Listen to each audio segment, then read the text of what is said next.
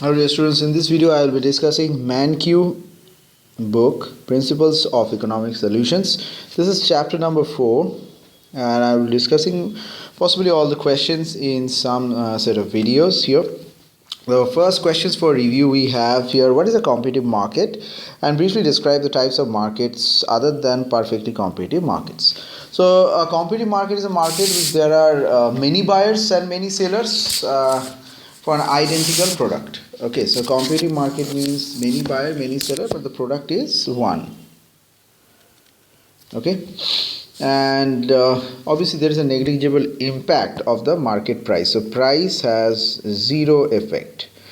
And other types of markets include monopoly, oligopoly, bilateral monopoly, monopolistic competition, etc.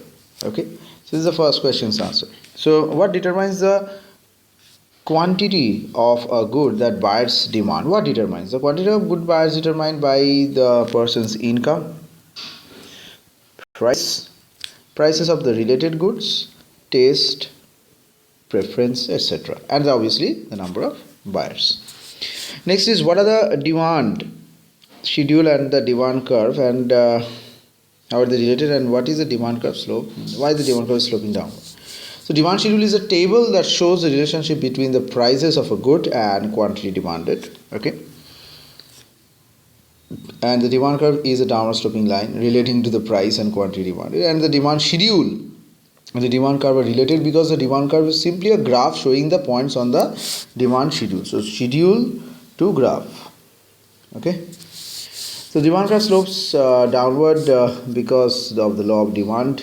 Other things equal, when the price of a good rises, the quantity demanded of the good falls. People buy less of a good when its price rises, and both because they cannot afford to buy as much as they can because of the prices and the fixed income level. So does the change in consumer taste lead to a movement along the demand curve or a shift? So remember that, what is the difference between a movement and a shift? Let me just show you. Let me just add up one page over here.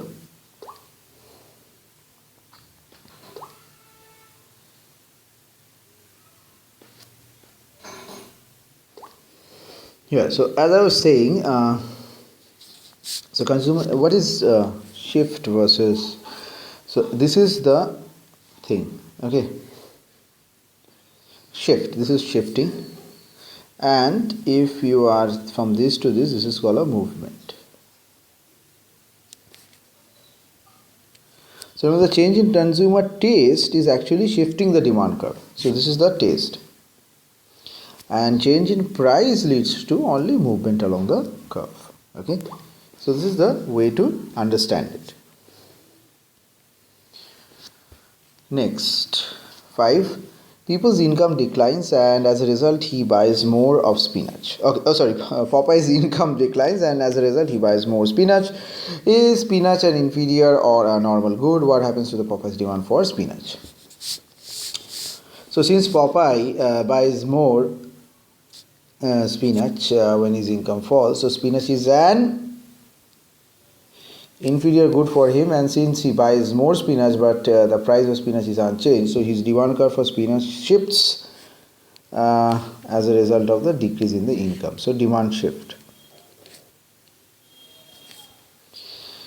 Next is what determines the quantity of a good that sellers supply? What determines the quantity? The quantity of goods, again, the price, the input prices, technology, expectations, and the number of sellers.